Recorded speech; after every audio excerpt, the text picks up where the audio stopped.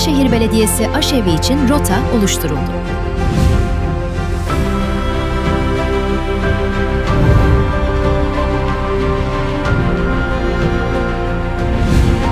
Biz her bayram olduğu gibi bu bayramda da biriz, beraberiz. Kurban ve adak bağışlarınızla ihtiyaç sahibi komşularımızın sofralarına umut, hanelerine mutluluk taşıyoruz.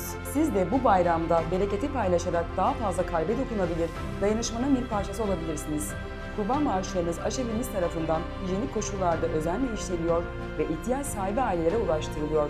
Etler 24 saat dinlendiriliyor, 2 kilogramlık hijyenik paketler halinde hazırlanıyor ve ihtiyaç sahiplerine titizlikle ulaştırılıyor. Kurban ve adak bağışlarınız için 0216 580 9910 numaralı telefonu arayabilir ya da Atatürk Mahallesi Meriç Caddesi No 10/2 adresinde bulunan aşevimizi ziyaret edebilirsiniz. Unutmayın, paylaştıkça çoğalan şey iyiliktir.